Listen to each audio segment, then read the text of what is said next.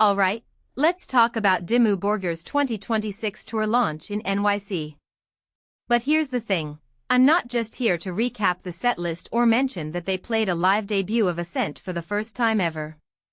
What I find fascinating is how a band like this still feels relevant in 2026.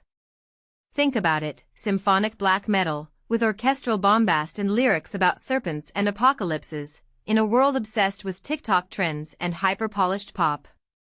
How does that even survive? Personally, I think it's because Dimmu Borgir isn't just a band, they're a full-blown spectacle. And maybe that's the key to their endurance. Now, their new album Grand Serpent Rising, let's unpack that title for a second. The serpent here isn't just a metal cliché. Guitarist Silena's called it a symbol of renewal, which I love. It's like, here's this ancient, almost mythological metaphor, but they're using it to talk about reinvention. In a genre where bands often get stuck in their own legacy, Dimmu Borgir leans into the idea of shedding skin.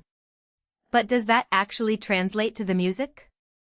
From what I've heard, the album's production is massive, recorded with Fredrik Nordström, who's basically the godfather of their signature sound. So it's both nostalgic and new. But I'm curious, is this album just for the diehards, or could it pull in fresh fans? I'll get to that. Let's address the elephant in the room, the lineup changes.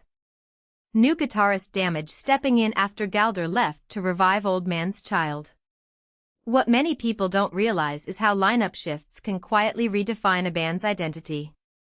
Galder was a core part of Dimmu's sound for decades, but his exit feels almost poetic. Like, if the serpent metaphor is about shedding skin, then losing a founding member is part of that process. Does that make the band weaker or more adaptable? I'd argue the latter. Damage has history with Shagrath and Chrome Division, so he's not some random hire. He's part of the extended Norwegian metal ecosystem. That continuity matters. And let's talk about the tour's timing. Kicking off in NYC, then heading to LA, followed by a European co-headline with Behemoth. This isn't just a tour, it's a statement. Behemoth's been vocal about black metal purism, but Dimmu Borgir has always leaned into the theatrical. Their shows are operas of extremity, choirs, symphonies, and pyro. In my opinion, this tour is a clash of ideologies. Behemoth's raw satanic imagery versus Dimmu's cinematic grandeur. But both are fighting the same battle, keeping extreme metal alive in a world that's increasingly sanitized. That's the deeper thread here. It's not about the music alone, it's about the experience. Wait, but what about the visa issues that knocked Hypocrisy off the tour? Visa problems are the ultimate buzzkill for any band trying to tour globally. It's a reminder that, for all the myth-making, the real-world bureaucracy, logistics still crushes creativity. If you take a step back, this tour is a microcosm of metal's current struggles. How do you maintain relevance, navigate practical hurdles, and still make the audience feel like they're witnessing something primal and eternal?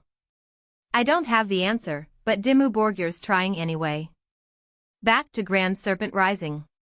The album dropped in May 2026, and Shagrath said it reflects every era of the band.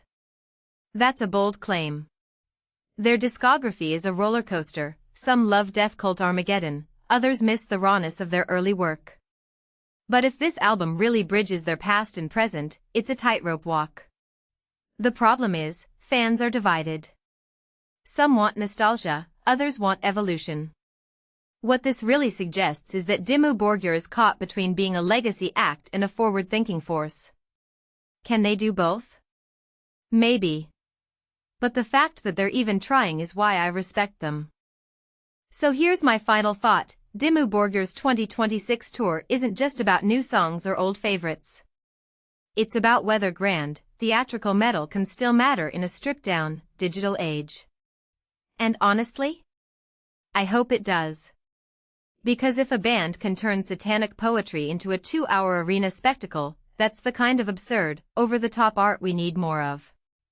What do you think, can metal's old guard still surprise us? Or is this just nostalgia selling tickets?